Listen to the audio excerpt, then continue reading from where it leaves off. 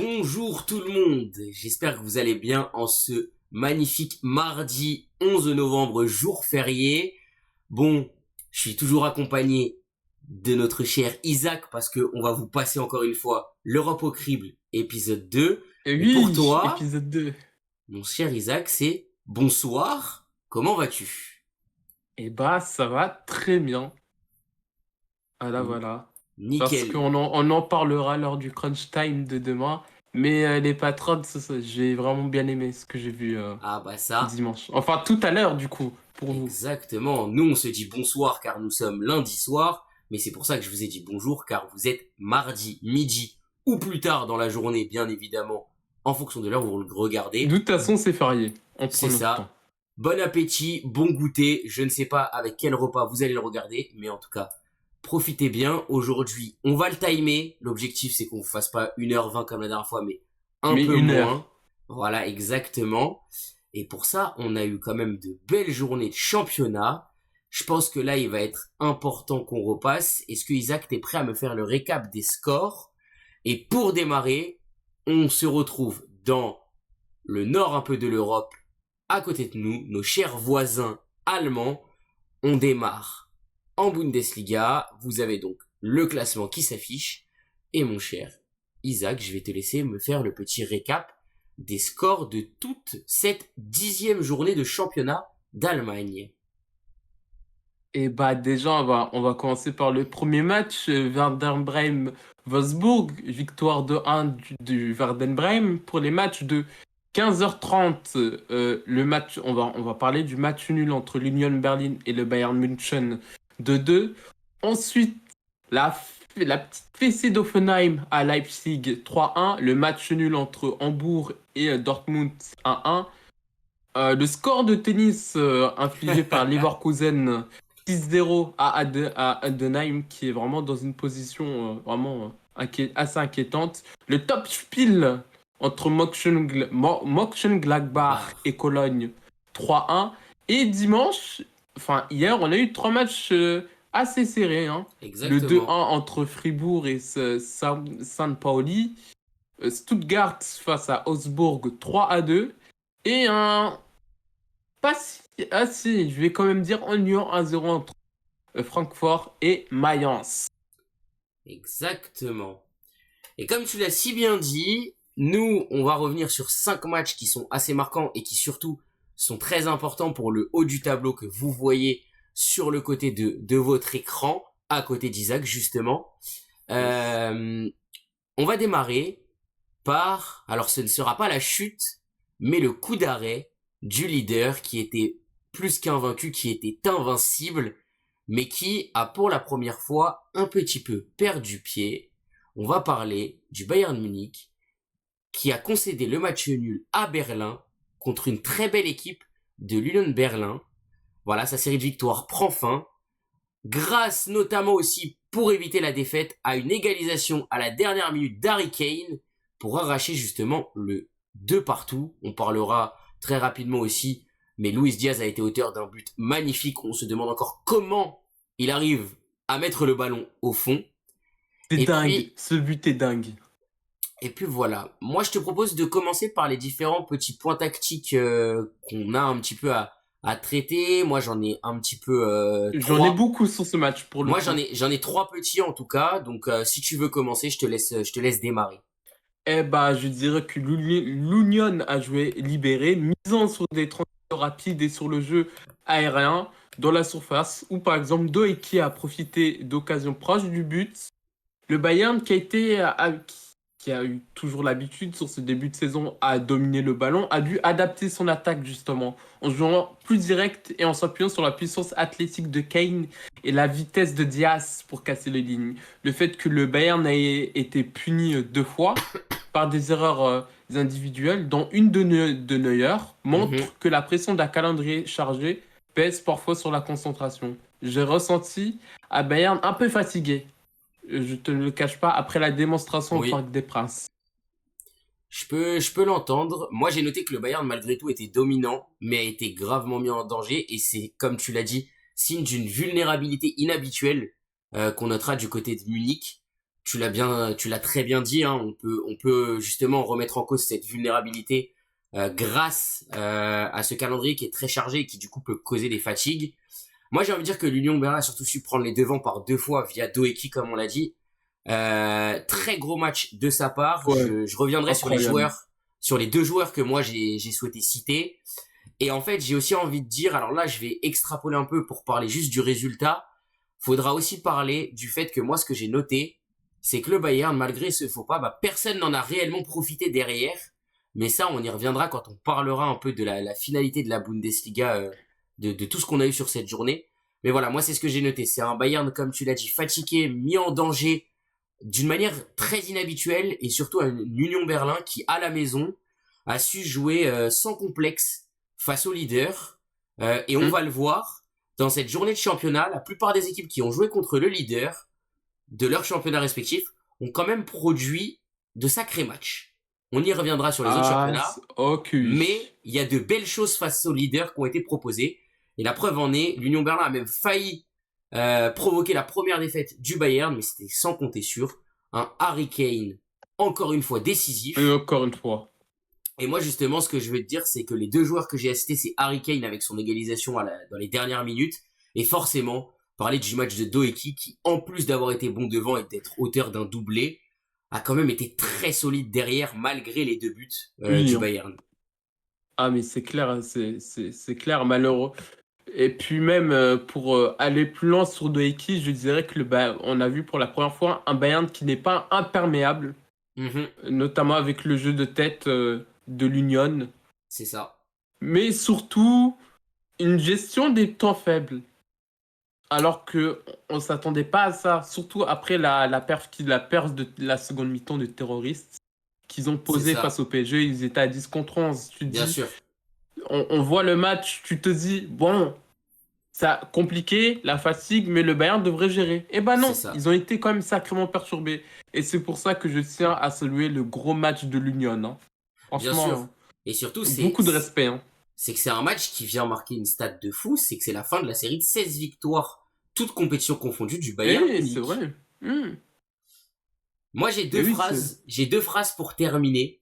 Voilà, j'ai 2 petites phrases que j'ai préparées. Je dirais même 3. C'est le Bayern tombe mais se relève grâce à Kane et dommage, l'opportunité de plateau s'est ouverte, mais elle n'a pas été saisie par les autres clubs et on va y revenir sur les autres matchs justement. Et donc en fait, ça souligne la domination du Bayern, elle suffit plus à impressionner quand on voit ce genre de match. L'ouverture, elle est là, mais qui va réussir à aller la saisir pour venir recoller en tête du classement auprès du Bayern Munich? c'est une très très bonne question. Et je te propose, On a peut-être une réponse. c'est ça. Moi, je te propose qu'en deuxième match, on parle d'une équipe qui se réveille. Elle est encore loin de saisir l'opportunité, mais elle se réveille Mais enfin. attention, Elle on remontre a que c'est des... l'équipe offensive qu'elle était. Et on va parler d'un autre sport même en fait, j'ai envie de te dire. Ça te va si on fait un peu de tennis aujourd'hui? Ah, ça me va avec plaisir. Parlons du Bayer Leverkusen face à Heidenheim. Edenheim qui du coup avec cette défaite lourde s'enfonce encore plus dans le bas du classement. Voilà, je ne sais plus s'ils sont encore Voilà, pas de 19e, surprise. 19e avant la rencontre. Donc Leverkusen a profité de la faiblesse de son adversaire pour se relancer. Pression constante, une domination écrasante. Edenheim a été incapable de réagir. Leverkusen surtout frappe un très grand coup aussi.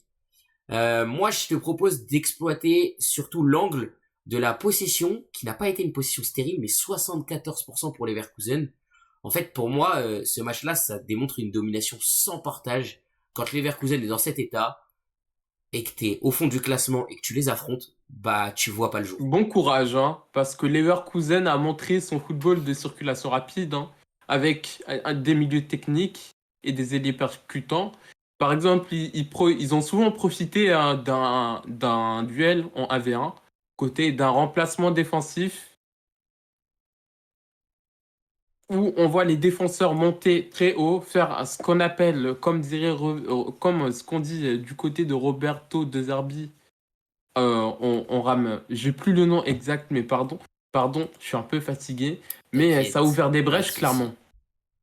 C'est Ça, clair. ça, ça, ça a ouvert des brèches et ça fait exploser le bloc bas adverse. Après, bien sûr qu'il y a eu des individualités lors de ce match-là. Je pense que tu vas en parler après, bien mais sûr. ça montre totalement la conscience collective, hein. Exactement. Et surtout, j'ai un mot sur Aidenham à dire, c'est que cette équipe a montré ses limites en transition défensive et sa capacité à ressortir proprement le ballon.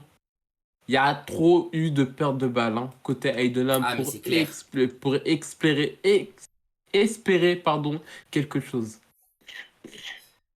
Non, mais c'est totalement ça. Bah là, du coup, je vais rentrer un peu plus dans les performances. On peut noter les deux doublés, les deux doubles buteurs, Ibrahim Maza et Patrick Schick. Patrick Schick, on Hmm. commence à en avoir l'habitude quand on parle de Leverkusen, hein.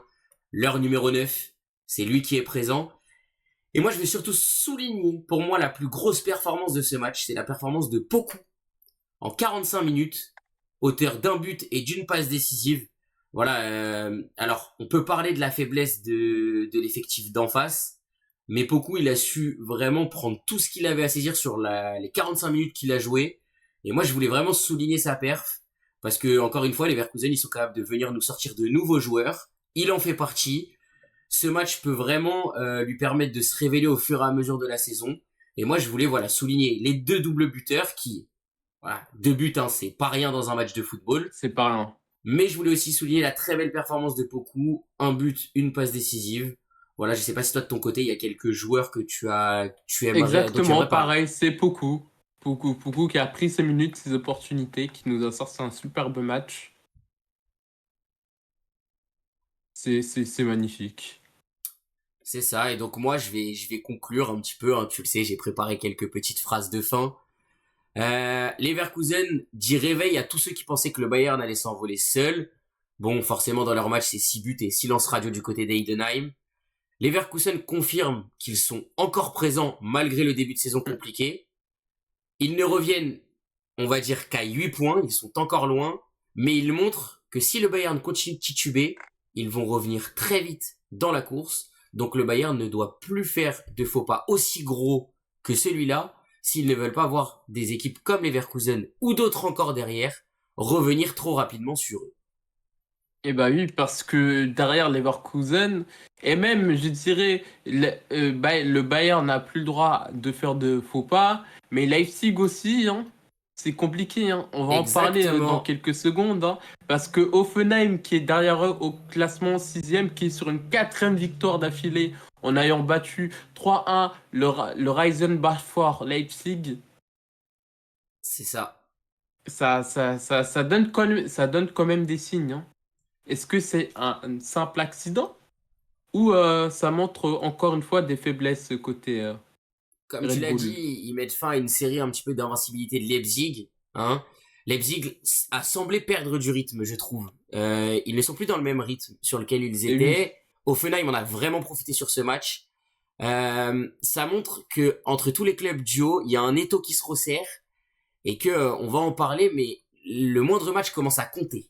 La moindre confrontation commence à compter. Et moi, je veux vraiment souligner la prestation monstrueuse de l'équipe complète d'Offenheim. Je reparlerai d'un joueur en particulier après, mais voilà, je sais pas ce que t'en as pensé. Moi, vraiment, ah mais oui, c'est très très fort. Offenheim en fait a mis la pression, a étouffé Leipzig et Leipzig n'a pas existé en fait, j'ai envie de dire. Oui, parce que le pire, c'est que Leipzig marque en premier, hein. Oui, C'est Diomande à la 9e minute, hein. c'est Sauf ça, que Hoffenheim, à partir de là, ils ont joué compact dans une défense basse, puis exploité les ouvertures avec des ailiers rapides et des milieux qui ressortent proprement.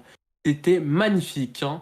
Leipzig a donc été, si vous avez bien compris, puni sur sa gestion des pertes c'est de balles et ça. des coups de pied arrêtés lors des moments de transition. Je pense à Albian Aljari à la 20e, Tim Lamperley à la Oui, 38e et Griska Promen à la.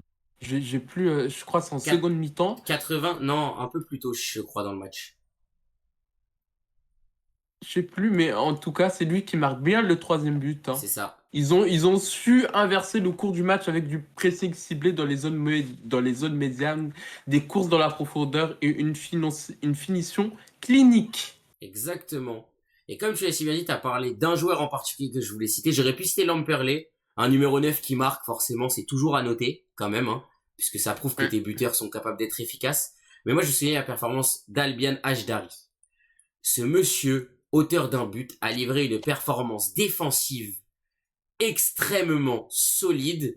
Et en fait, Ah, c'est à c'est l'image solide, hein. d'Offenheim. Si je devais sortir un nom de cette performance, pour moi, c'est vraiment une performance d'équipe. Mais si je devais sortir un nom, ça serait monsieur Albian Hajdari, parce que sa performance est à montrer dans toutes les écoles de football lorsqu'on doit jouer bloc bas et qu'on doit permettre à son équipe d'exploiter la moindre faille de l'équipe adverse en repartant de derrière.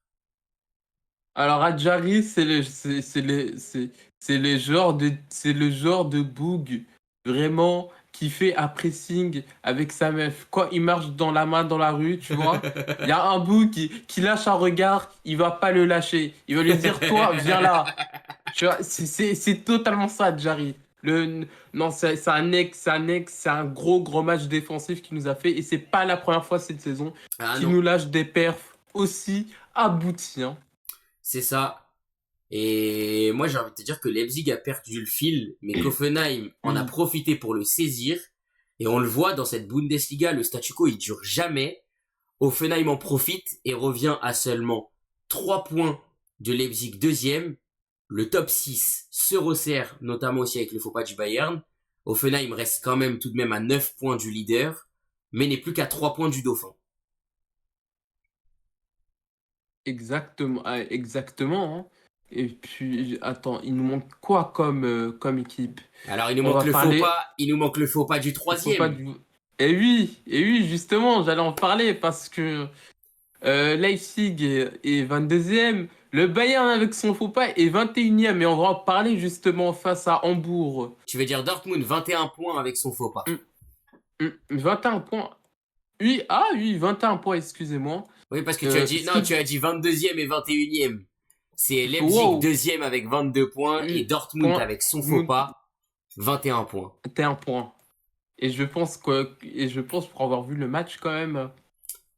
Bah après Dortmund, le football qu'il propose, vous demandez à tous les fans de Dortmund s'ils se régalent, c'est pas limite, ils vont vous insulter en fait. Ah bah Genre ça, ce que propose Dortmund au niveau sur l'échelle du Turismo, c'est inquiétant, hein.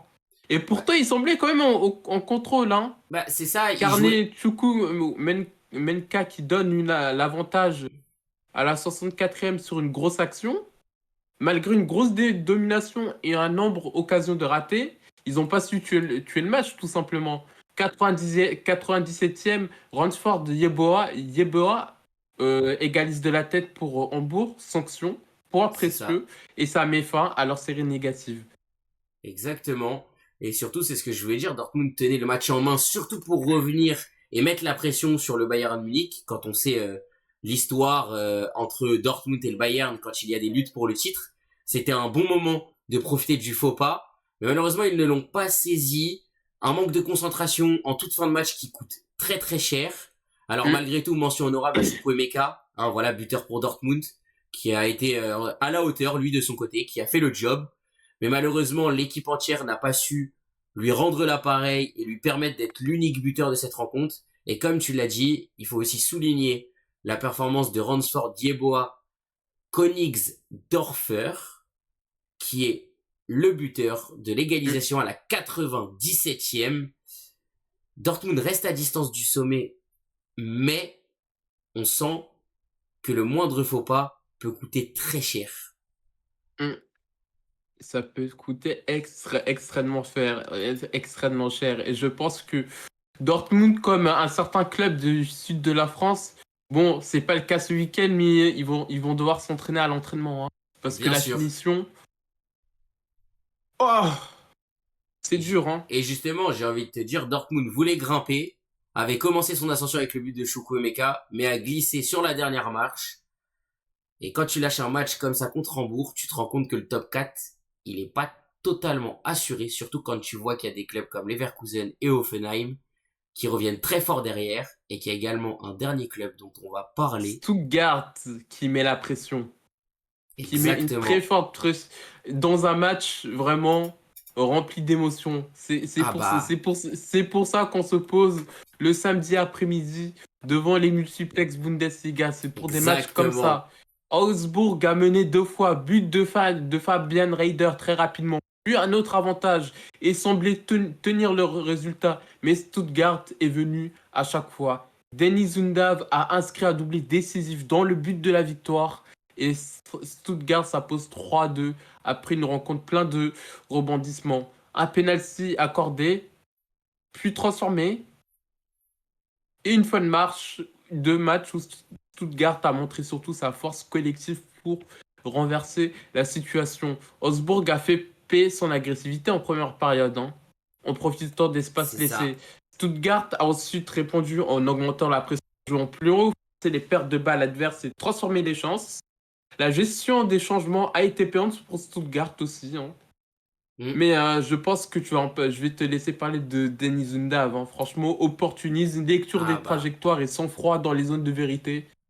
il n'en est Qu'est-ce pas à qu'on son demande coup de plus d'essai. à un numéro 9? Il n'en est pas à Et son coup oui, d'essai. c'est pas la première fois, hein, qu'on vous en parle, hein. Même dans les Undav streams, hein. est un buteur qui commence à faire son bout de chemin en Bundesliga.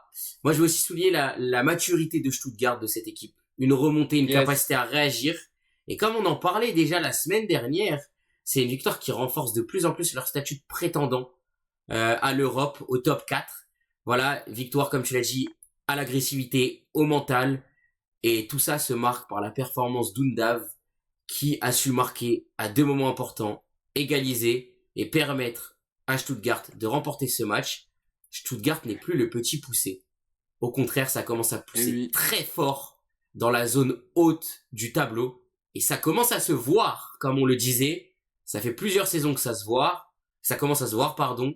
Et pendant que certains trébuchent, comme Leipzig ou Dortmund, d'autres commencent à monter et ne vont peut-être plus rien laisser passer, comme Stuttgart, Leverkusen ou Hoffenheim. Franchement, c'est une très bonne phrase, hein. Pour Dortmund, Bayern, Leipzig, faites attention. Parce Exactement. que, surtout pour Leipzig et Dortmund, il y a moyen que ça glisse en Europa League, cette histoire, hein. Il va falloir se reprendre très très vite, hein. Exactement. Et donc moi vraiment je veux juste trop parler du fait que ce faux pas du Bayern, certes, n'a pas permis à tout le monde de revenir, mais a commencé à ouvrir une fenêtre et peut-être une brèche. Attention le Bayern, quand on est aussi dominant, le moindre signe de faiblesse, les adversaires peuvent en profiter. Il ne faudra pas que ça se reproduise. Ah, ça, c'est sûr. Tout comme, c'est un peu la même situation qu'on a en Ligue 1. On va en reparler Exactement. de manière moins aggravée par rapport à la dernière semaine, évidemment. Mais oui, c'est le même cas d'école. J'ai envie de dire que le leader allemand est légèrement plus serein que le leader français, mais on y reviendra. Pour l'instant, on ne passe pas de l'autre côté de l'Alsace-Lorraine. On va descendre dans le sud de l'Europe et non pas encore dans la botte.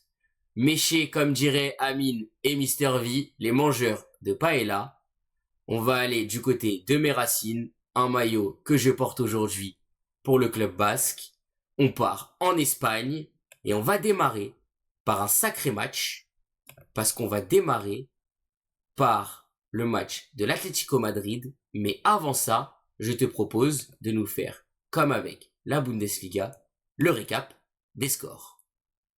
Allez, c'est parti. On commence vendredi par un match nul 1-1 entre Elche et la Sociedad, hein. Niveau but, c'est pareil, hein. Gérone qui gagne 1-0, pas de même pour Séville 1-0.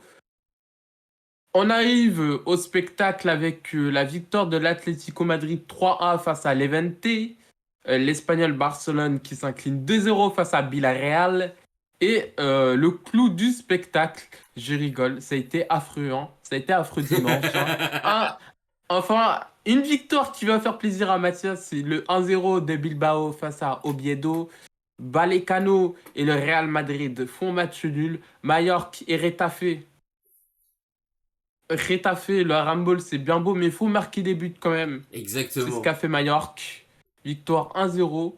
Valencia et les Real Betis se quittent sur un match nul 1-1. Et le seul match potable, c'était le Barça qui gagne face au Celta Vigo 4-2 dans un match spectaculaire. Exactement. Et on va y revenir un petit peu plus tard.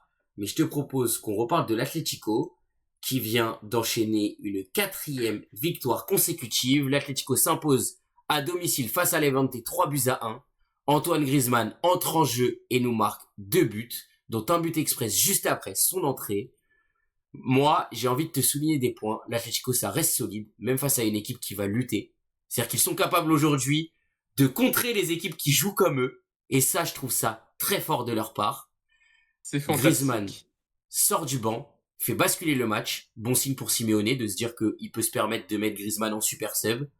Levante a tenté de faire le job, mais malheureusement, avec l'entrée impactante et immédiate de notre cher Français Antoine Griezmann, ils n'ont pas pu suivre le rythme. Tu as tout dit, surtout que l'Atlético a marqué contre son camp en fait. Faut pas, Exactement. faut, faut pas l'oublier. Merci Griezmann, comme la vidéo le dirait, impact immédiat, capacité à changer le match, son but 28. Il marque très rapidement, hein, mais 28 Oui, secondes, c'est quand même impressionnant. Hein. c'est ça. Et justement, il y a aussi autre chose à souligner, c'est qu'avec cette quatrième victoire consécutive, en fait, faut noter qu'ils reviennent à 5 points. Non, à 6 points du Bon, leader et à 3 et points du deuxième. Alors, forcément, ils étaient déjà à 3 points de Barcelone, mais ils en profitent pour reprendre 2 points sur le leader, le Real Madrid. Mais pareil, on va y revenir un petit peu plus tard. L'Atlético commence à remettre les pendules à l'heure. Griezmann se réveille. Les autres, va falloir faire attention parce que ça va piquer sévère. parce que Simeone, il y a des périodes où il se met à jouer au football, où il montre qu'il peut développer un football extrêmement séduisant. Et je vous rappelle que la dernière fois qu'il avait commencé une saison comme ça, On sait comment ça a il fini. a, il a fini champion d'Espagne. Hein. Exactement. Et je pense que ce qu'on peut dire avec ce match, et on y reviendra, mais c'est que pendant que tout le haut de tableau se resserre, tous les candidats veulent montrer qu'ils sont là, et l'Atlético, ils te montrent qu'ils veulent pas être laissés de côté. Hum, Totalement, ils renforcent leur confiance, leur confiance collective au sein du groupe. C'est Comme, ça. euh, comme ton Atlético Bilbao, dont je vais te laisser parler. Hein. Je vais te laisser développer Ah, le ça. match. Alors on sait qu'il y a un top 4 qui se dégage, hein. Real, Barcelone, Villarreal, Atlético.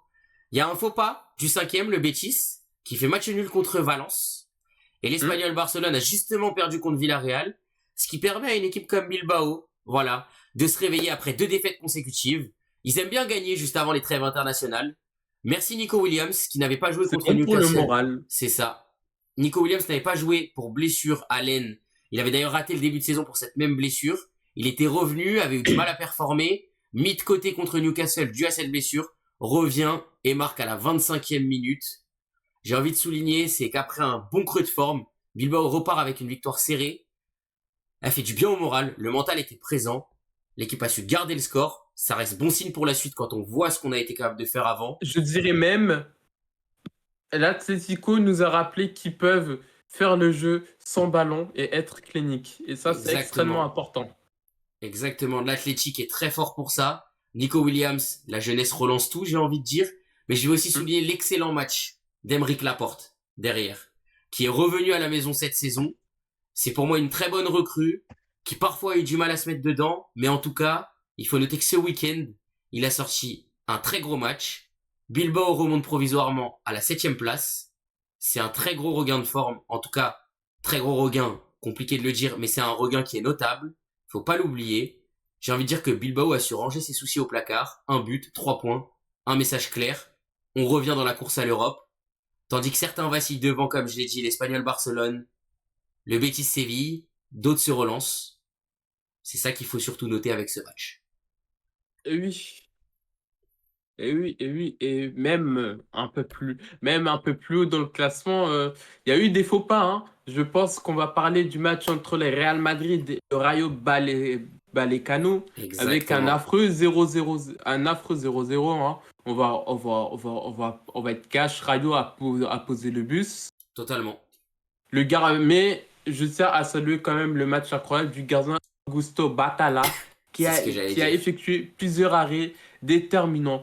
Côté Madrid, l'attaque a été émoussée, hein. Mbappé, on l'a pas vu, hein. On l'a plus vu tirer sur Orelsan que tirer dans les cages ce week-end, hein. J'ai envie de te dire que, alors, déjà, tactiquement, comme tu l'as dit, le Real n'a pas su trouver la faille. Le Rayo, hyper solide, une solidité à Ah toute oui, épreuve, solide, hein. qui va chercher un point important pour eux aussi, malgré tout, il faut le Oui, hein. noter. Tu l'as très bien dit, performance héroïque du gardien. Mais en fait, on est surtout sur un Real qui est dans la continuité de ce qu'ils ont montré en Europe cette semaine. Euh, le match contre Liverpool, le match contre Vallecano, Eh oui, offensivement, c'est très compliqué. Et on en c'est vient à se poser compliqué. la question surtout de se dire, ben en fait, le Real, c'est un leader, mais c'est un leader qui, dans un sens, commence à se montrer des grosses faiblesses et qui même commence à montrer qu'ils sont peut-être trop faibles pour tenir sur la durée.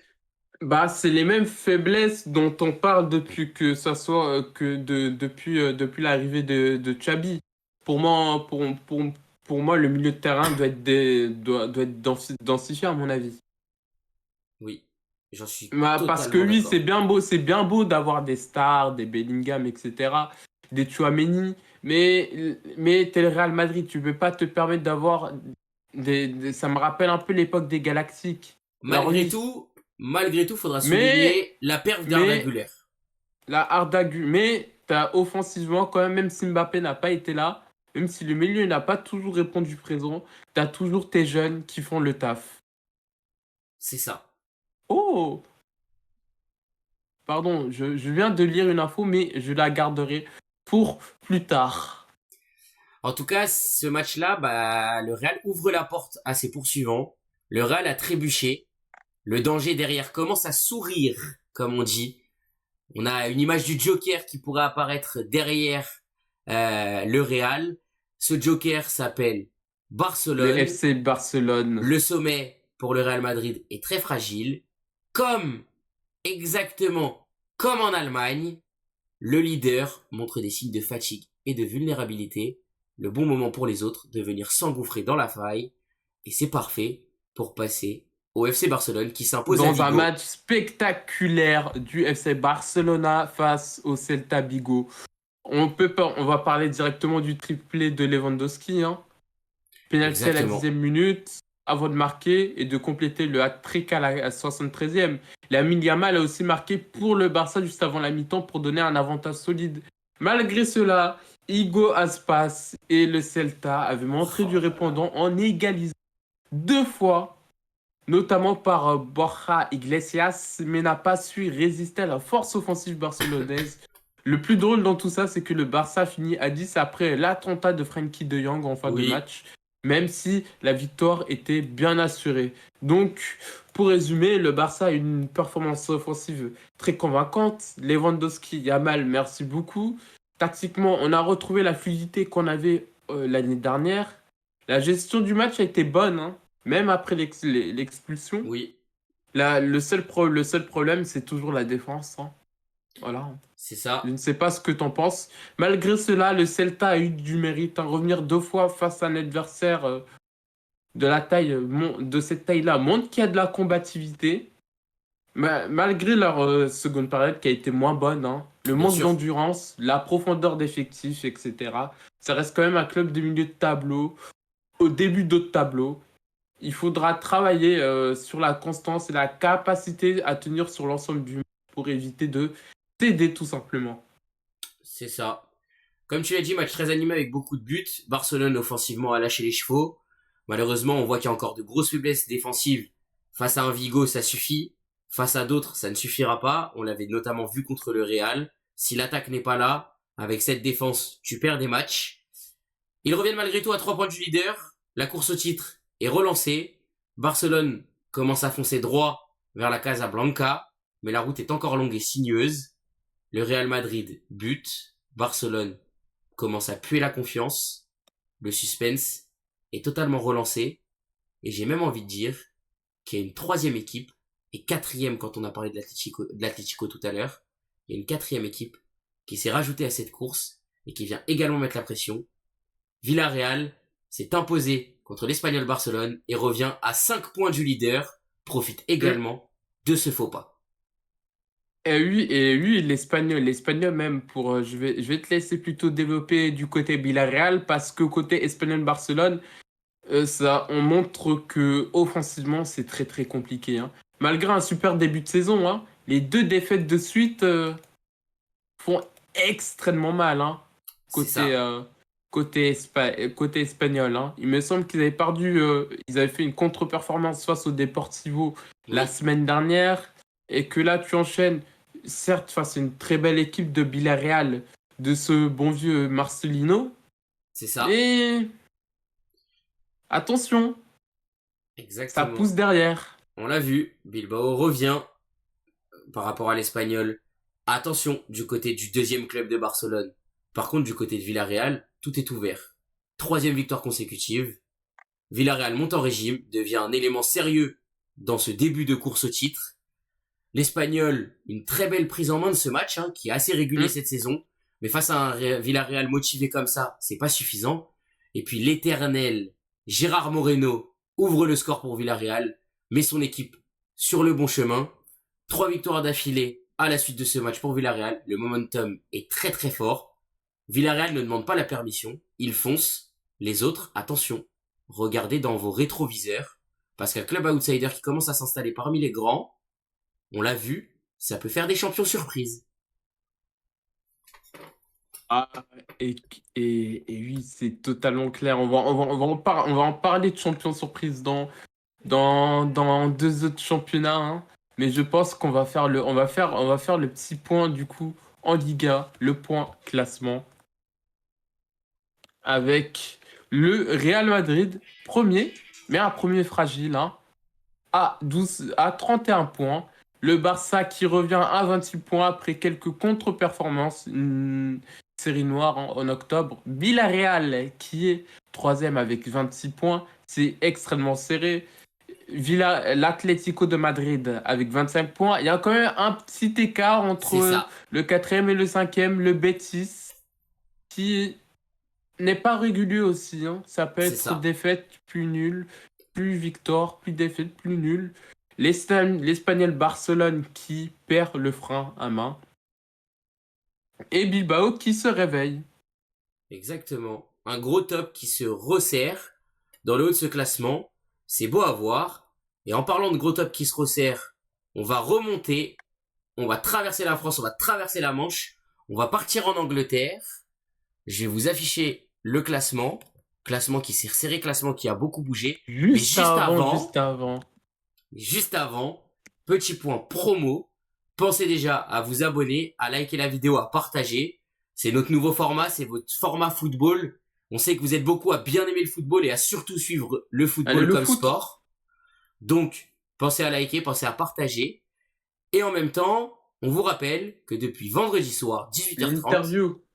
l'interview de Marie-Ève Paget, la meilleure joueuse française de l'histoire du basketball 3-3 et très forte également en 5-5, est disponible sur notre chaîne YouTube. Vous y retrouverez Ezou et moi-même en train de poser des questions à notre cher MEP. Voilà, profitez-en, posez-vous 1h20 de pur bonheur. Et puis nous, on repart, comme on l'a dit, dans le nord de l'Europe, au-dessus de la Manche.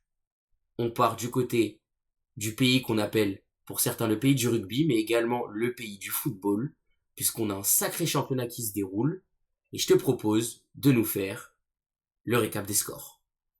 Alors là, cette semaine aussi, hein, fallait allumer sa télé.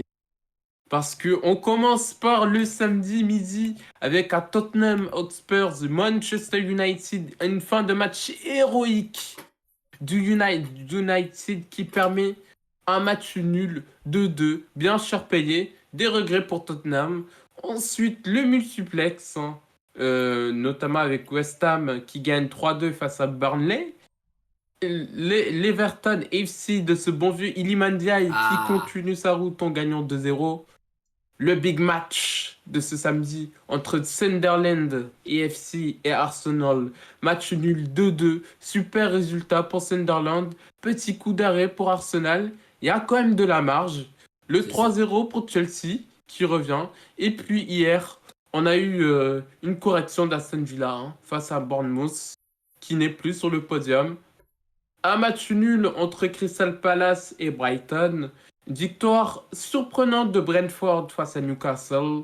Nottingham Leeds United 3-1 pour Nottingham Forest, qui monte du mieux ces derniers temps. Et Exactement. puis, malheureusement, pour Mathias, le big match, the match, Manchester City qui tabasse Liverpool 3-0.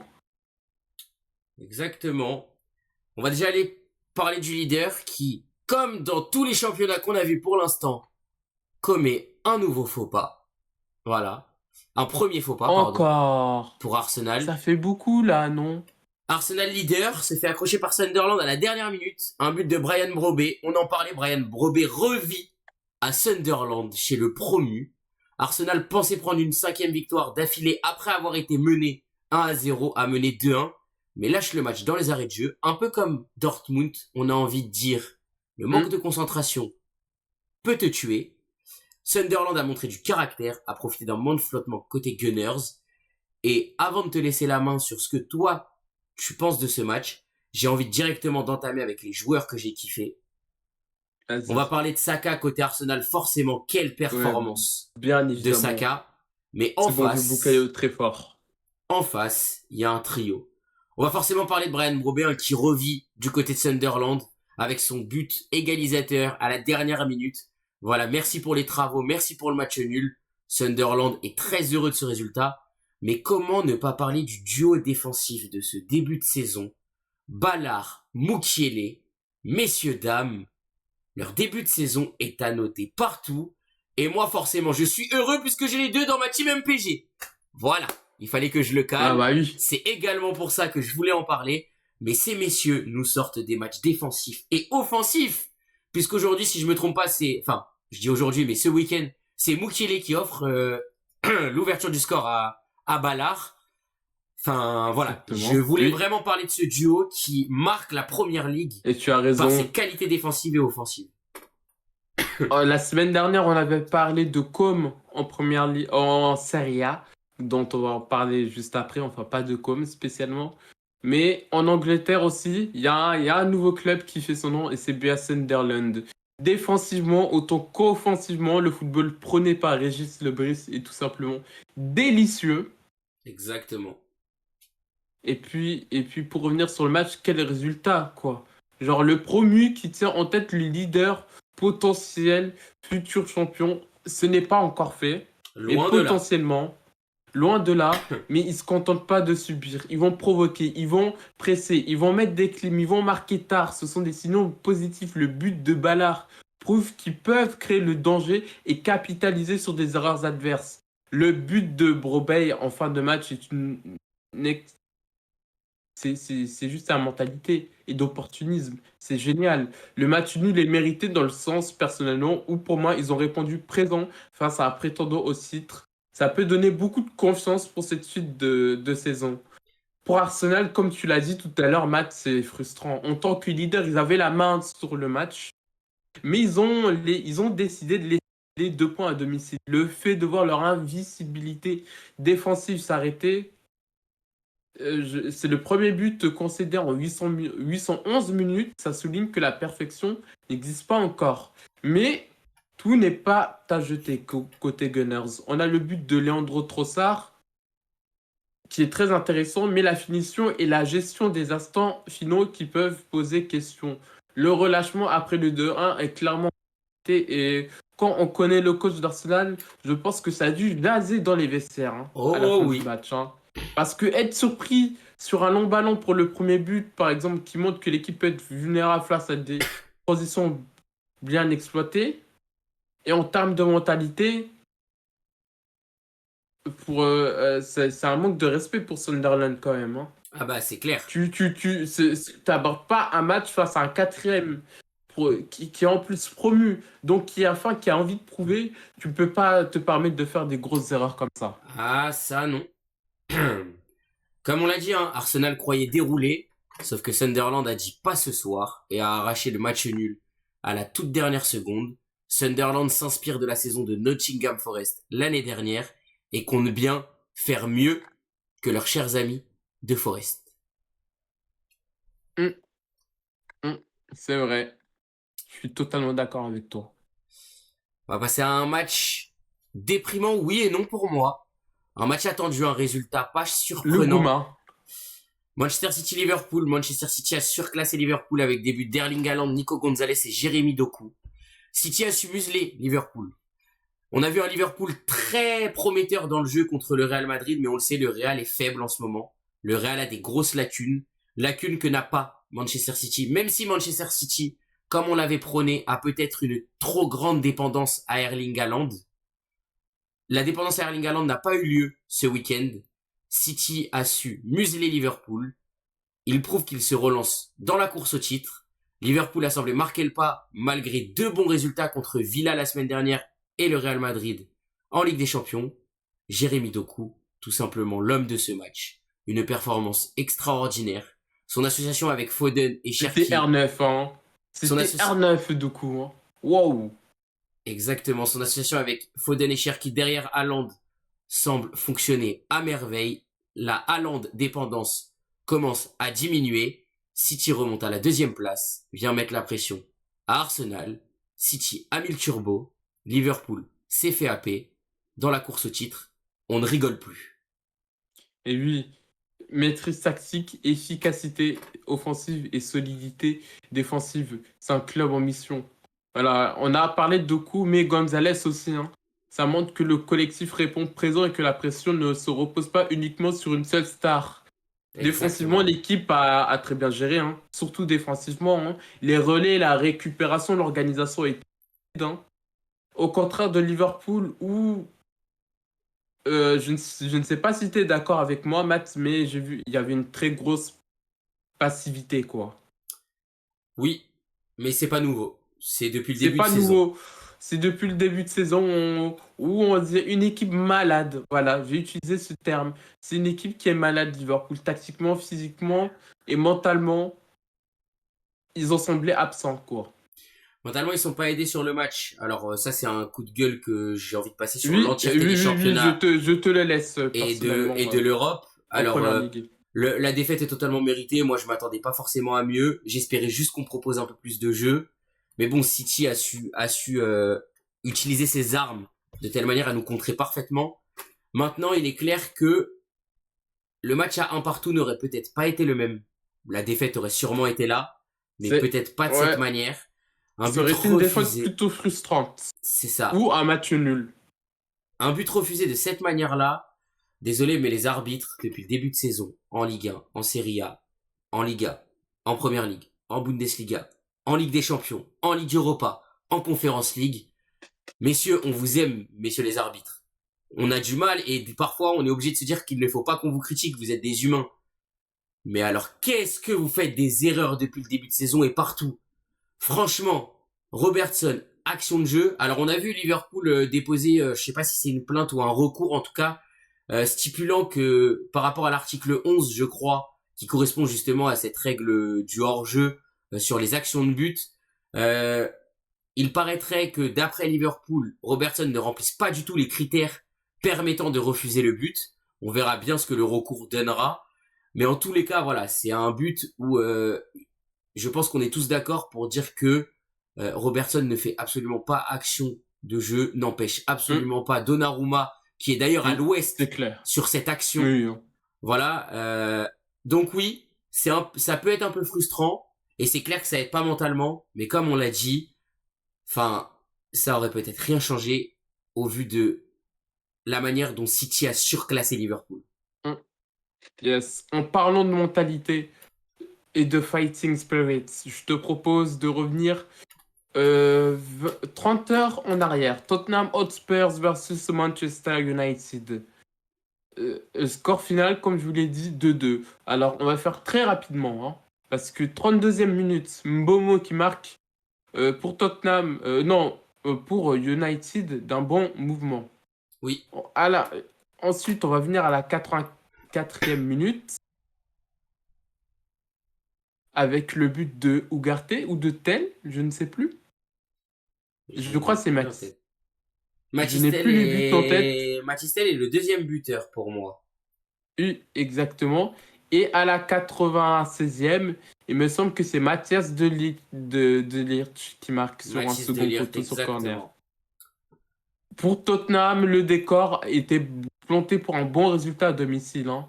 C'est Malgré ça. que United soit en forme, hein, le fait de mener et puis de se faire rejoindre dans les dernières secondes est un coup dur, surtout dans une lutte pour le podium ou l'Europe. On vous fera le classement, mais côté européen, ça commence à se serrer très sérieusement, hein. Exactement, On est à 1 ou 2 points d'écart, hein. c'est ça, je vais Le juste collect... parler rapidement du fait que Chelsea prend la troisième place un peu dans la discrétion totale avec leur Oui, victoire contre les Wolves, match dont on ne parlera samedi pas. soir.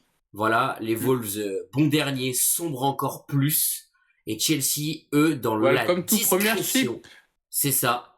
Et Chelsea, dans la discrétion totale, monte sur le podium. Et comme on l'avait dit dans la preview, bah, va venir s'installer potentiellement dans la course au titre. Mais retournons du côté de, du Wembley Stadium, de Tottenham. Et revenons sur ce match avec Tottenham qui a mené et United qui au mental revient à la dernière minute grâce à un but de Mathis de Ligt comme tu l'as dit. Et oui, et pourtant Tottenham avait montré des choses intéressantes avec le collectif. Mais le manque de concentration, pareil, comme on l'a abordé souvent, les moments sociaux coûtent cher. L'équipe doit travailler, pour moi, dans la gestion des derniers instants, la transition entre le mode contrôle et celui de fermeture, hein. On l'a bien vu depuis le début de saison, depuis le match Oh de oui, Coupe d'Europe, les matchs face à Leeds aussi. Ça commence à faire beaucoup. Du côté United, ça ressemble à un braquage. Mais quand tu prends ce poids-là, quand tu repars d'aussi loin, c'est positif. exactement. Le mental a été bon. L'équipe n'a pas lâché l'entrée de joueurs clés. L'organisation défensive récupératrice en fin de match ont fait la différence. Mais pour moi, si United veut vraiment revenir, ils doivent plus viser plus que le sauvetage et montrer qu'elle peut être capable de prendre des points de manière beaucoup plus régulière. Exactement. Le point positif, c'est beaucoup de suspense, beaucoup d'intensité. Voilà, c'est ce qu'il faut souligner dans ce match. Malheureusement, aucun des deux ne sort vraiment gagnant. Le match nul ne suffit à personne. On soulignera les performances de Mathis de Ligt et d'Embemo côté Manchester United. Et on notera les très belles entrées d'Odobert et de Mathystel. Odobert passeur, Mathystel buteur. Les deux équipes profitent également de la lourde défaite de Liverpool pour passer devant à la différence de but. Mais on y reviendra. Match électrique, suspense à l'appel, mais à la fin, tout le monde est un peu gagnant et beaucoup perdant. Surtout United, après le match d'Aston Villa, hein. 4-0 face à Bournemouth, hein, qui a pris Exactement. une sacrée leçon, même si c'est vrai que ça fait 2 journées que ça s'est détérioré. En plus de la défaite 4-0, ils se sont fait corriger 3-1 par Manchester City. Contrairement à Sunderland, les, les, euh, les, euh, les grosses écuries ne la réussissent pas du tout. Avec à la 28e minute, Emiliano Buendia qui ouvre le score sur un coup franc incroyable. 46e minute, Onana qui double la bise avant la mi-temps avec une frappe FIFA Ultimate Team. 77e, Ross Barkley qui marque sur un corner. Et à la 82e, Donny Malen, le néerlandais, qui inscrit le quatrième enfin de par-ci. À noter que Semedo a raté son penalty, ce qui aurait pu relancer la rencontre. Côté Bournemouth, Exactement. pour Villa, c'est une prestation remarquable. Ils ont su marquer tôt, imposer le rythme et enchaîner les buts pour dominer le match. Je salue le match de Buendia avec son franc et sa qualité individuelle. L'équipe qui montre enfin qu'elle peut être à la fois offensive et rigoureuse. Mettre 4 buts et garder le 0 derrière, c'est quand même un combo difficile à Exactement. trouver, surtout dans le football d'aujourd'hui. Alors que pour Bournemouth, le match est raté. Le collectif n'a pas pu répondre aux exigences. Les erreurs individuelles, le pénalty manqué ont pesé. Le style de jeu offensif qu'ils veulent afficher se retourne contre eux face à une équipe très bien organisée. Ils donnent des occasions et ne concrétisent rien. Le moral risque d'en perdre un coup, mais c'est une occasion de tirer des leçons pour la suite. Villarreal déroule, profite de cette faiblesse de Bournemouth pour faire un coup de maître. Bournemouth ressemble à ce qu'on avait prévu dans la preview. Bournemouth chute lourdement après un très bon début de saison.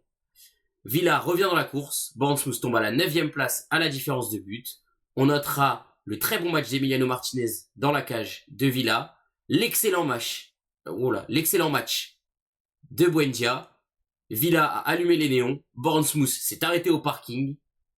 Et pendant ce temps-là, Villa revient très fort dans la lutte. On notera que la lutte pour le top 5 est très serrée. Plusieurs équipes à 18 points. Tottenham, United, Villa, Liverpool et Bournemouth. Devant eux, Sunderland, devant eux, 19 c'est points, ça. 4 points. Chelsea, 3e avec 20 points. City avec 22 points et Arsenal à 26 points. Il y a donc 8 points d'écart entre le 9e et le 1er. Autant vous dire que tous se regroupent. Malgré tout, Liverpool est en crise d'identité après des résultats très mitigés. Bournemouth chute lourdement. Villa se relance. United et Tottenham reprennent un petit peu, mais malheureusement sont quand même très perdants de ce match nul commun. Arsenal commet son premier faux pas. Sunderland, très solide face à des opposants dans la course au titre. Chelsea, dans la discrétion totale, remonte sur le podium. Et City montre qu'il va falloir compter sur eux. Chaque match, chaque point commence à compter. L'APL commence à se durcir. Tout comme le Calcio en Italie. Je te propose de prendre les TNT Italia et de se rendre en Italie pour la Serie A parce que le temps commence à filer extrêmement vite. Je vais vous donner les scores. Pise. Je salue mon ami Pise d'ailleurs. Qui gagne 1-0 face à Cremonese. Ensuite, on a eu un festival de 0-0 entre Lecce et l'Hellas Vérone. Comme et Cagliari qui fait 0-0. Pareil dans le derby de Turin entre la Juventus et le Torino 0-0. Un bon match nul entre Parme et l'AC Milan. l'AC Milan 2-2. Sassuolo qui inflige une correction à l'Atalanta Bergame. Bologne qui gagne 2-0 face à Naples. Ça, c'est une très grosse surprise.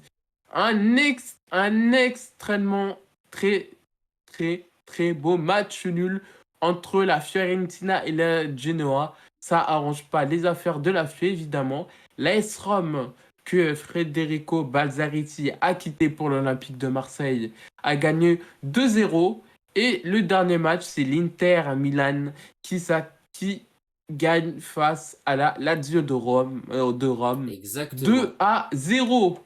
Avant qu'on entame sur les matchs qu'on doit passer, il faut parler du match des malades entre Genoa et la Fiorentina qui n'arrange absolument personne.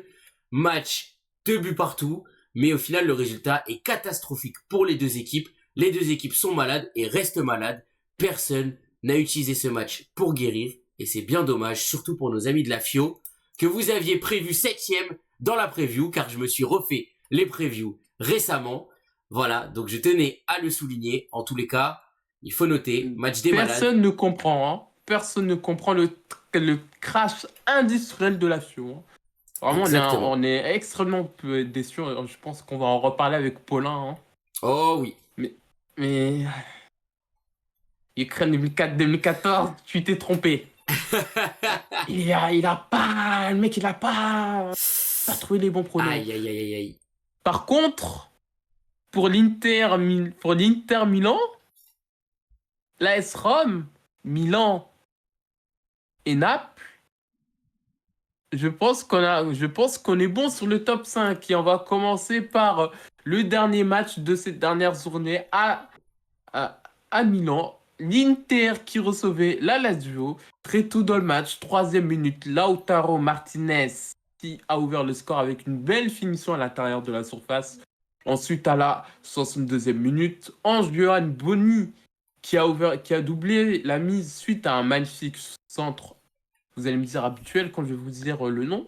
De Federico Di Marco qui a trouvé Boni au second poteau. La Lazio a tenté de réagir mais ne parvient pas à franchir la défense de l'Inter.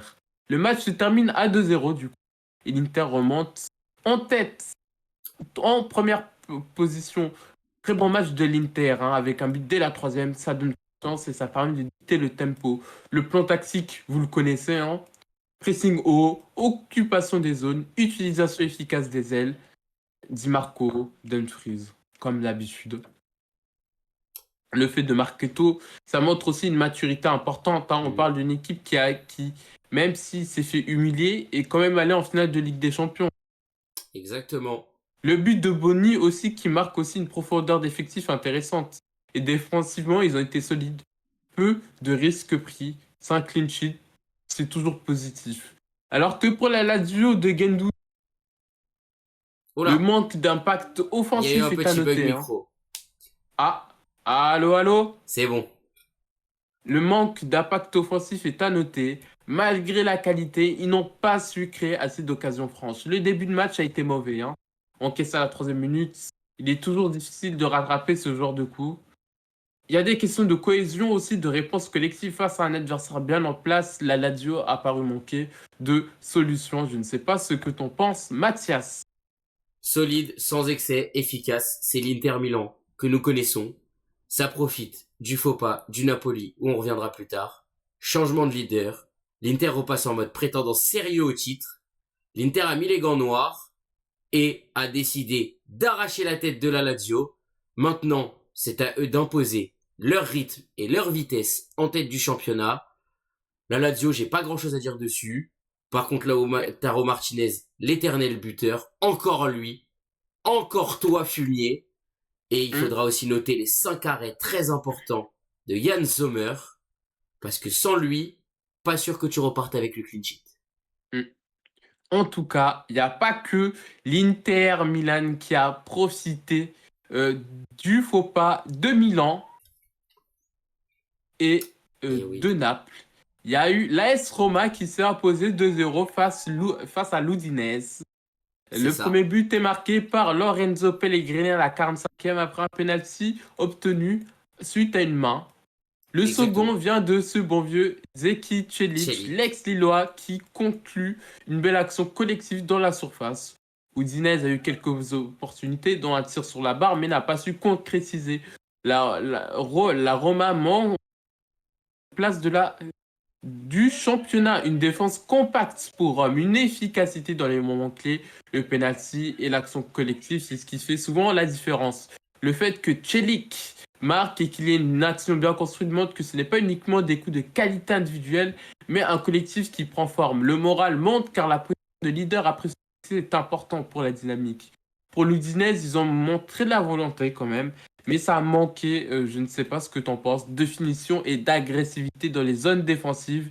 Et que face à un adversaire en confiance, il manque le moment important pour percer la défense adverse pour l'Udinese qui est top 10e du championnat et qu'on aurait pensé être à la place de la Fio. Exactement. Une victoire tranquille, mais très importante pour se positionner de la Roma. Udinese, une bonne performance. Des choses à apprendre de ce match. L'arme régulière de l'AS Roma, c'est profiter des faux pas des autres. On va noter les très bonnes performances de Pellegrini et Zeki Silic, les deux buteurs. Rome se glisse dans la course au sommet, prêt à profiter du moindre faux pas.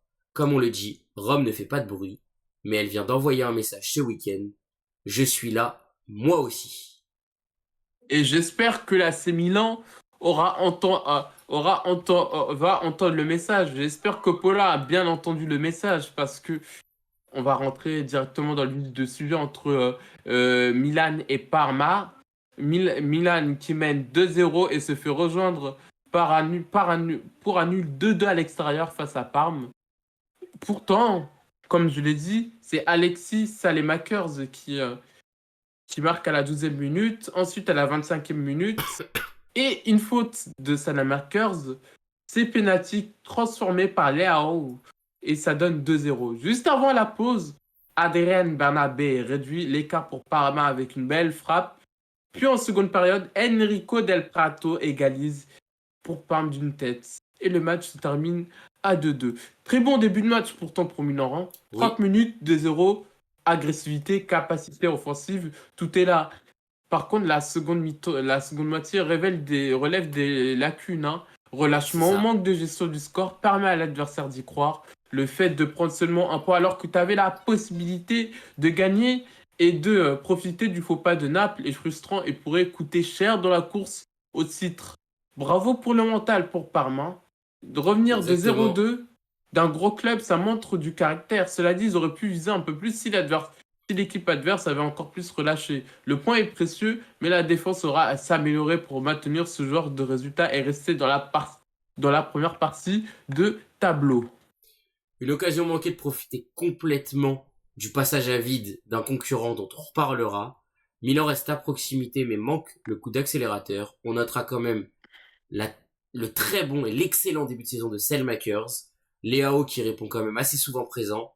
La performance très très solide défensivement en plus du but égalisateur d'Enrico Del Prato. Milan est là, mais doit se réveiller pour ne pas être spectateur dans cette course au titre. Comme on peut le dire, Milan fait de la figuration pour l'instant, présent à la table, mais n'est pas encore maître de la salle. Exactement.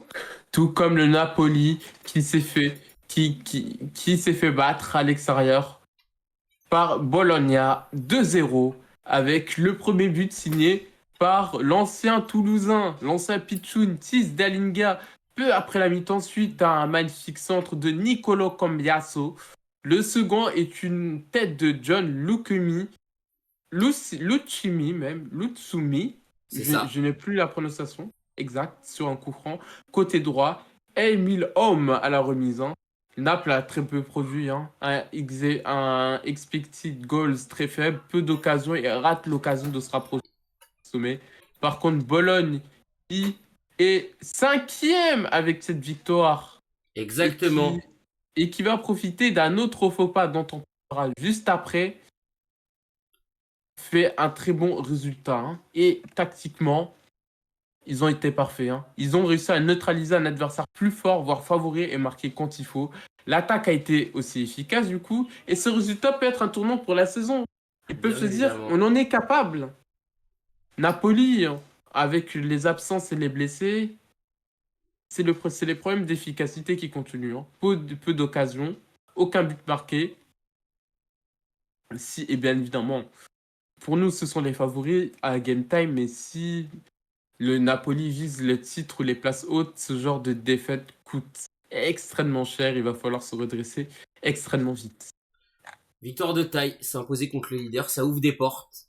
Napoli vacille et tombe du podium. Dans le même temps, Bologne en profite, notamment avec d'autres faux pas, pour grimper dans le top 5. Le club outsider se met également dans la course. Comme Stuttgart en Allemagne, il profite du faux pas d'autres grands. Bologne a frappé fort quand Napoli pensait respirer et maintenant le paysage en Italie commence à changer.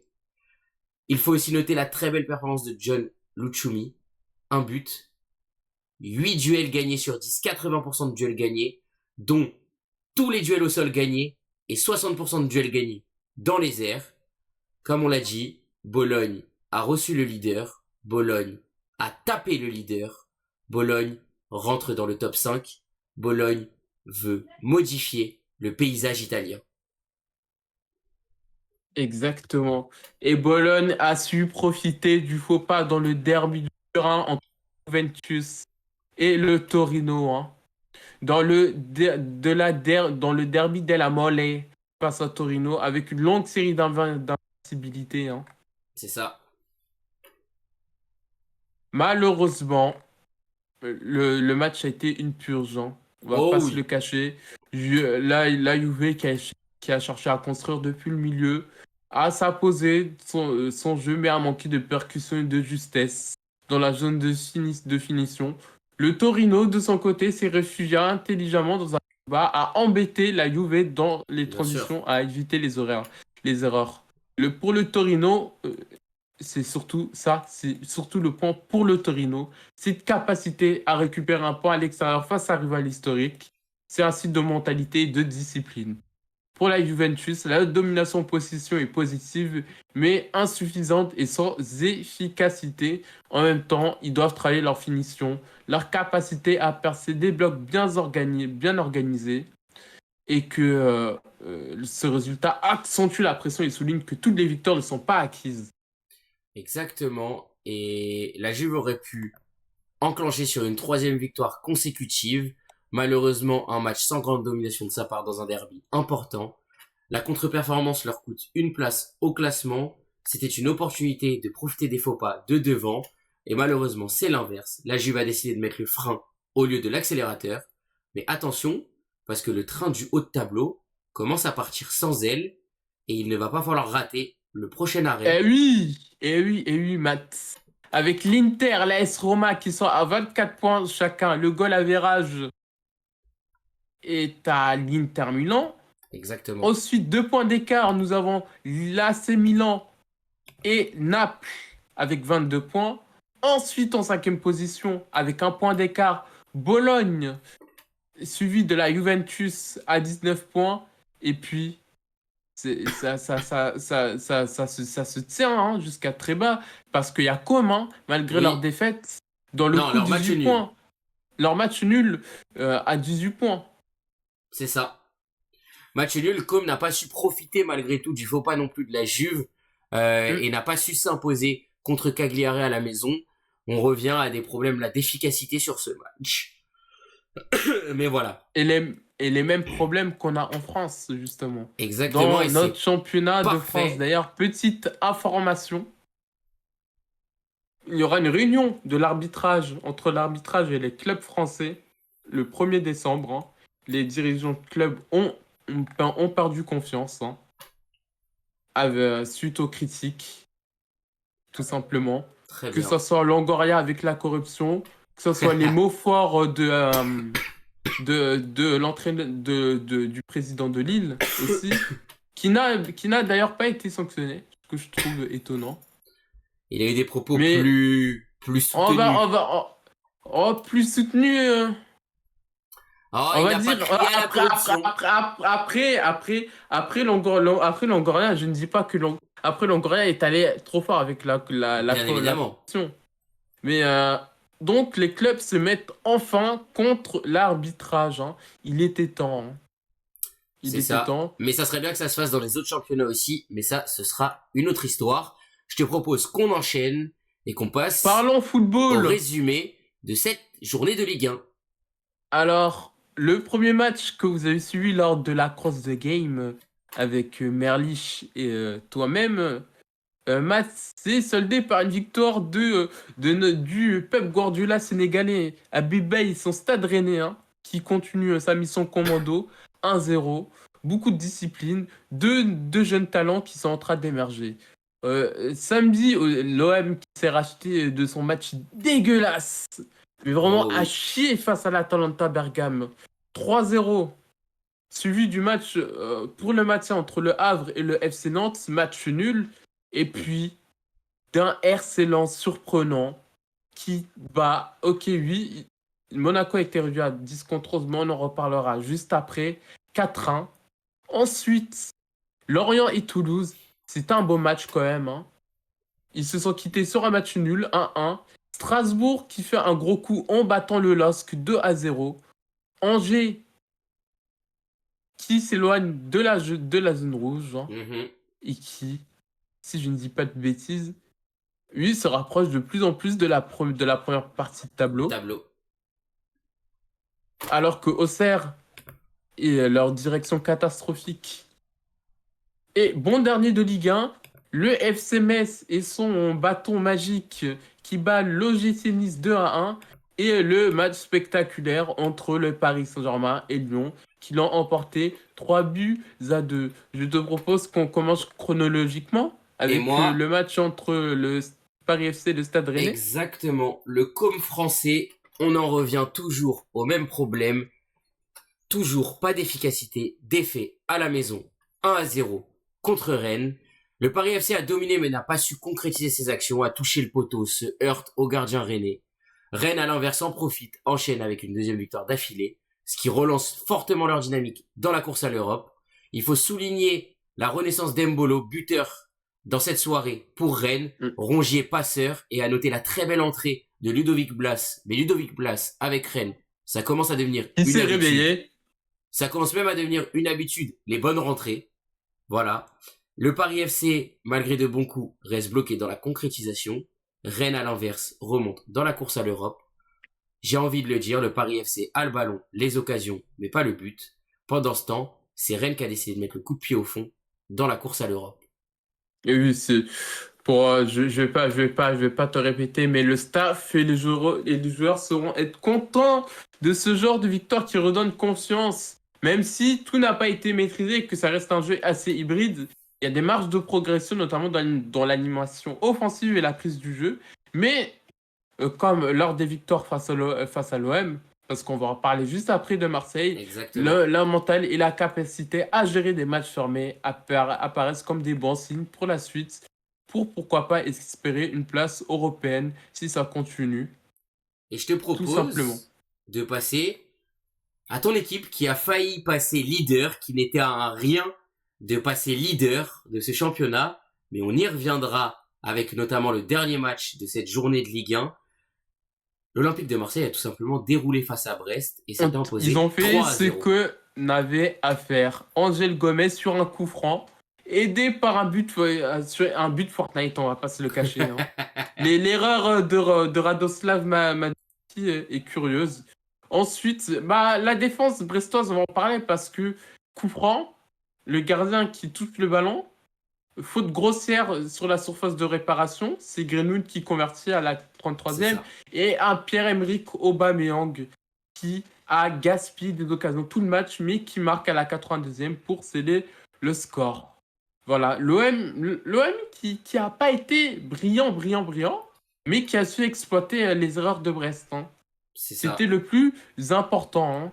Hein. C'est ça, ils ont monté le Désiré a montré un visage solide, hein, offensivement et défensivement par moment, parce que par moment aussi c'était compliqué. Les automatismes, ils commencent à mieux fonctionner. La Mhm. gestion mentale était bonne après cette déception Ligue des Champions. Oui. Après, bizarrement, Vermeeren, je sais, on a combien de temps de tourne? On a dépassé les 1 heure, je pense.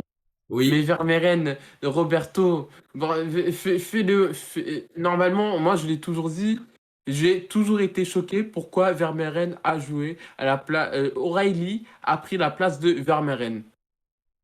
Alors que ce Oui. petit a de l'or dans les pieds. Hein. Franchement, ça peut être une des proches. Le football belge n'a qu'à bien se tenir. Hein. Après, moi j'ai noté donc une victoire nette et sans bavure, hein, voilà, pour l'Olympique de Marseille qui est en chasse derrière le leader et l'ogre parisien de ce championnat. Je voudrais quand même parler de Brest. Deux Moi, secondes. avant ça, je veux quand même souligner, parce que tu en as parlé, que O'Reilly fait une très très bonne entrée, malgré tout, et que Hmm, bah il permet quand même à Marseille de venir conclure dans le jeu avec ce troisième but inscrit par Pierre-Emerick Aubameyang. c'est vrai, c'est vrai. C'est un match de Ligue 1. On devait se le prendre. On l'a pris. Voilà. On aurait pu passer premier. Mais malheureusement, comme je vous l'ai dit, victoire du Paris Saint-Germain, mais surtout victoire de Lens. 4-1. Tu voulais pas parler de Brest? Je pense que Brest, on peut en parler rapidement, mais défensivement, c'est surtout défensivement où ça n'a pas tenu. Hein. C'est Beaucoup de ça. fautes et de manque de concentration et offensivement, peu de solutions concrètes. Ajorc était épuisé, tout Exactement. simplement. Marseille n'a pas fait dans le détail, hein. 3-0, le message est passé. Pendant que certains commencent à trébucher, Marseille capitalise et montre que c'est un candidat très sérieux pour le titre, tout comme leurs amis du Nord, le Racing Club de Lens, qui s'est imposé dans l'un des duels au sommet de ce week-end, un grand coup marqué à Monaco avec une victoire 4-1. 4-1. La logique est respectée, le troisième s'impose contre le cinquième, Lens a dominé, converti ses occasions, a été explosif offensivement. Monaco lâche gros, perd des places au classement. Il faut noter la très belle performance de Wesley Saïd, double auteur d'un doublé, mais Hum. également de Florian Thauvin, double passeur, pour les prédictions de Et ceux qui l'avaient Plotov, noté. Bébou. C'est ça, pour les prédictions de ceux qui l'avaient noté en meilleur passeur de la Ligue 1, bah, ça pourrait s'en rapprocher. Victoire qui propulse Lens à la hauteur de Marseille. Également momentum fort des deux côtés entre le nord et le sud de la France. Les deux clubs s'accordent. Les deux clubs avec la ferveur populaire de ce championnat ont décidé de se suivre mutuellement. Lens ne demande pas, ils prennent. 4-1 à Monaco, le message est clair. C'est un autre outsider qui confirme. Une équipe qui est supposée à être dans la course comme Monaco glisse au classement. Marseille et Lens sont en mode chasseur derrière l'ogre parisien. Exactement, tu as tout dit. Je pense qu'on peut passer directement au match de Lyon, du PSG, sauf si tu veux rajouter quelques mots. Sauf si je peux placer 2 mots hein, Et ben tu peux placer deux face à mots. Monaco. Tu peux placer 2 mots, mais avant ça, on aura un autre duel pour l'Europe dont on parlera Oh, juste après. ah, je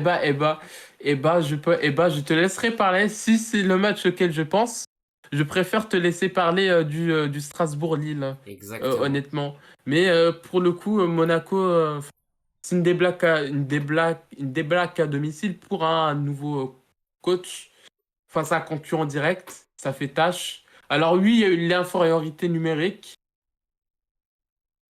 En plus, jouer à 10 contre Lens, c'est une double peine. Et le Ah oui, projet, on ne sait pas où ça va. Manque de constance, beaucoup de blessés, le mental mis à l'épreuve et ça pose des questions pour la suite. Et défensivement, plusieurs erreurs individuelles et collectives, mais aussi un manque de physique du coup et de rigueur dans les duels.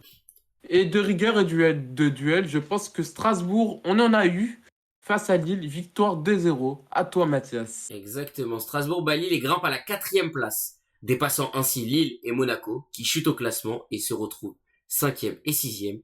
Strasbourg a su concrétiser ses rares occasions, grâce à un Emmanuel Emega en grande forme encore. Voilà, comment parler de Strasbourg sans parler d'Emega.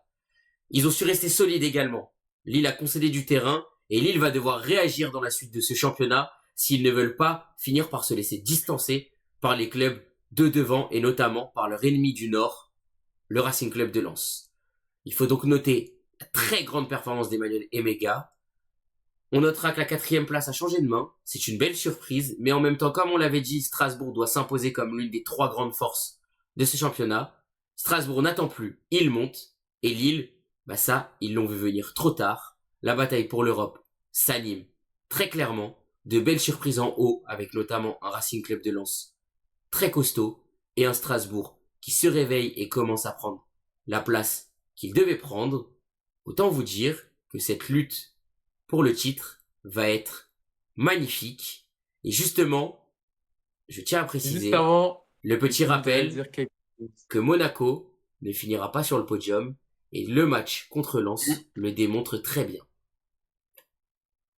Et je voudrais surtout dire qu'il y a quelque chose qui m'attriste. Dis-moi. C'est que Emega ne sera jamais un joueur de l'OM et ça fait chier. Voilà. Je Je comprends. tenais, je tenais à le dire. C'est typiquement le genre de neuf qu'il nous faut. Oui, Assez insolent, provocateur, c'est ça. à la Drogba un peu. Même Exactement. profil. Mais en parlant d'Europe, je pense qu'on peut parler de l'OL Paris Saint-Germain maintenant, hein. Ah bah alors là, le Alors là, on a été PSG, servi niveau drama. le PSG s'en sort pour la 2e fois de suite dans les dernières minutes, mais cette fois-ci pas de la même manière. La dernière fois, ils avaient joué contre le bus niçois. Aujourd'hui, ils ont affronté une équipe joueuse de l'Olympique Lyonnais. 3-2 avec un but dans le temps additionnel signé Joyau Neves. Lyon a dominé quand même sur ce match, j'ai trouvé. Lyon a été très solide. Malheureusement, Lyon a craqué dans le Money Time. Pas aidé, si je me trompe pas, par le carton rouge qu'ils prennent Lui, également. un carton rouge vraiment injustifié On en... et un penalty non sifflé. Mais, Exactement. mais, pour moi, Lyon doit tirer des leçons de ce match en fait. Mais avant de tirer des Comment gérer leçons, les moments de possession et anticiper les dernières minutes et réduire les erreurs sur coup de pied arrêté, mais on y reviendra Avant de plus tirer des tard. leçons, ça commence à faire beaucoup pour l'Olympique Lyonnais. Je peux comprendre qu'ils en aient marre. L'arbitrage, ça doit faire 5-6 matchs de suite qu'il est quand même très litigieux. Des cartons rouges pour l'Olympique Lyonnais pour des fautes qui sont également commises par leurs adversaires, mais qui, eux, ne prennent pas de carton rouge. Dans ce match, on va quand même noter la très belle mentalité du Paris Saint-Germain qui a gardé la tête assez haute malgré la difficulté de ce match. Hum. Voilà, on va noter le buteur Joyeux Neves pour offrir la victoire, mais également l'excellent match de Vitinha qui est double Ah passeur. oui, c'est de ça dont je voulais parler. Et le match de Gvara qui enfin commence à remontrer un peu plus quel joueur il est censé être. Le PSG reste leader, 27 points. Mais malgré ce genre de match, on commence à voir que le PSG est en train de souffrir Le PSG a survécu à Lyon, mais ça grince. Leader, oui. Serein, non. Mais on notera que c'est le seul leader des 5 grands championnats à s'être imposé ce week-end. Et oui, et pourtant le PSG, et c'est plutôt une bonne nouvelle pour le PSG, parce Oh oui, ils souffrent, mais ils gagnent des matchs en n'ayant pas tout leur effectif. Et ça, je c'est pense que ça. c'est plutôt rassurant pour les supporters. Alors oui, ils sont à 4 points de Marseille et Lens, entre autres. D'ailleurs, je vais regarder le calendrier du PSG de sang. Comme moi, Ouais, juste pour vraiment rajouter, hein, la sérénité commence à changer de camp. La oui, sérénité n'est plus dans le dans le camp parisien. La parisien. sérénité commence à rentrer dans le camp du sud et du nord, du côté lensois et du côté marseillais. Et attention, parce que on l'a vu avec tous les autres leaders, le moindre faux pas peut coûter très très cher. Et ben, je vais te répéter ce que je pensais de Marseille, du coup, et ce que je pense de Lens, dans ce que je pense désormais de Lens à l'instant T. Les deux équipes doivent être prêtes. Ça me rappelle d'ailleurs la saison 2023 avec Oui, Tudor, hein. Et le match très litigieux, hein. On va pas se le cacher entre Lens et Marseille, oui, évidemment, mais on n'est pas encore à ce stade-là pour en non, parler. Mais les deux équipes doivent être prêtes à chaque faux pas du Paris Saint-Germain et surtout, je vais parler surtout pour Marseille parce que voilà, éviter les contre-performances, que ce soit après en début de saison face à Rennes, c'était pardonnable, c'est le premier match de saison. Ça reste quand même une défaite assez relou, on va pas se le cacher. du côté lensois, avant que tu complètes, on peut aussi parler de la défaite contre Metz, alors qu'à ce moment-là, ils avaient l'occasion justement de passer leader du championnat. Et de surtout creuser l'écart avec l'OM. C'est surtout Exactement, ça le plus. C'est parce que faut pas oublier que les deux clubs, oui, on est prétendant au titre, mais on a des places européennes à aller chercher. c'est ça. Voilà. Mais du coup, le match face à Rennes, Lyon, Angers, Lens, encore Lens, on va dire, c'est le même match, c'est le même type de match face au Sporting. Je Oui, dirais que ce sont des matchs très frustrants parce c'est que ça. on a joué une super, c'est pas comme l'Atalanta, on a joué une superbe mi-temps, mais la seconde mi-temps, on a perdu le momentum. Alors oui, des décisions d'arbitrage assez étranges, d'accord, mais faut pas oublier, mais je trouve que offensivement, le momentum, on n'arrive pas à maîtriser notre propre momentum parce que pour moi, on doit rentrer avec 2 Oui, 3-0 sur les deux matchs en fait. exactement. Exactement. Et c'est un peu le problème de Marseille, mais problème qu'on a aussi, comme je l'ai dit, retrouvé du côté de Lens avec Metz. C'est deux équipes qui ont largement les capacités, au vu de ce qu'elles montrent pour l'instant, de jouer le titre et d'aller titiller le Paris Saint-Germain. Mais malheureusement, quand on est dans la course au titre, il faut être capable d'aller chercher les matchs et les victoires lors des faux pas des autres, ce que n'ont pas été capables pour l'instant de faire Marseille et Lens. Et surtout, il faut noter, mais on va pouvoir commencer à se dire, est-ce que le Paris Saint-Germain n'a pas la chance du champion, comme on aime si bien le dire, avec ses 2 victoires dans le temps additionnel lors de leurs 2 derniers matchs? Attention, J'irai même plus loin. Ça me rappelle la saison en carrière manager quand avec ton club sur FIFA tu gagnes la Ligue des Champions. ah Et bah oui, c'est la même chose. C'est beaucoup de matchs, c'est beaucoup de matchs clutch et serrés. c'est ça. Mais j'ai envie de dire, est-ce que tu veux rajouter un dernier mot sur la Ligue 1 avant qu'on passe à la conclusion globale sur ces championnats? Parce que j'ai une petite conclusion qui peut être très sympathique. Et bah continuez à nous divertir, franchement. Ce championnat est un kiff à regarder. Même de la bataille au maintien, que ce soit Oui, entre Auxerre allez, on va dire jusqu'au Havre, oui, parce que je pense que le Paris FC va quand même se maintenir oh oui. largement quand même. Oh, bataille pour la place européenne, qui même jusqu'à la 10e place, parce Ah que oui, attention à Toulouse, Nice, Rennes, les trois clubs peuvent très vite c'est ça. revenir. Le moindre faux pas de Monaco, comme ce week-end, et Rennes, Nice et Toulouse sont de retour dans la course.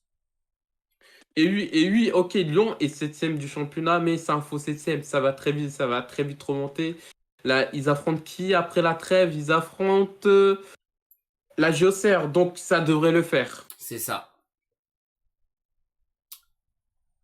Je te propose après cette heure et demie de conclure. Voilà, on a fait plus long que la dernière fois, mais en même temps, on a vécu un week-end encore plus fou que le week-end dernier. Il est temps de parler. Voilà, le championnat en Allemagne, le paysage allemand commence à se solidifier avec de beaux outsiders comme Mm. Hoffenheim, comme Stuttgart. Mais le paysage ne change pas encore. Le leader est toujours installé malgré son faux pas du week-end. Du côté de l'Espagne, le leader reste en place, mais attention, le danger se rapproche. Un autre outsider, parce qu'il faut noter des outsiders un peu partout, Villarreal est dans le même rythme que Barcelone et l'Atlético Madrid pour venir mettre le Real Madrid en danger. En première ligue, Arsenal bute, mais reste leader. City se rapproche dangereusement et derrière, la course au podium est tout simplement exceptionnelle. 2 points séparent le troisième et le neuvième. Du côté de l'Italie, le paysage italien a totalement changé. Le leader a chuté. Bologne est entré dans le top 5. L'Inter et l'AS Roma ont pris le rôle de leader. L'AC Milan est toujours installé à la table, mais n'est toujours pas maître de la salle. Et c'est un peu la même chose du côté français. À l'inverse que cette fois-ci le leader a su gérer et ne pas chuter. Le leader reste le Paris Saint-Germain, mais on a la sensation qu'il commence à ne plus être maître de la salle, tant l'Olympique de Marseille et le Racing Club de Lens commencent à pousser derrière, et ils montrent au Paris Saint-Germain que le moindre faux pas leur coûtera très cher. Exactement. C'est extrêmement bien résumé de ta part, Max. Et je pense qu'on peut clôturer sur ça. Eh bien, dans ce cas, il est temps juste de vous dire de vous abonner, de liker cette vidéo et ce Et replay oui, s'il vous a plu. le pouce. N'oubliez pas, en live tous les mardis, vendredis et dimanches, sauf cas exceptionnel. Et encore une fois, c'était Mats et Ishak pour vous servir. On a passé l'Europe au crible et on vous dit pas la semaine prochaine, à dans 2 ou 3 semaines Semaine. après la trêve internationale. Ciao tout le monde. Tchuss. Salut.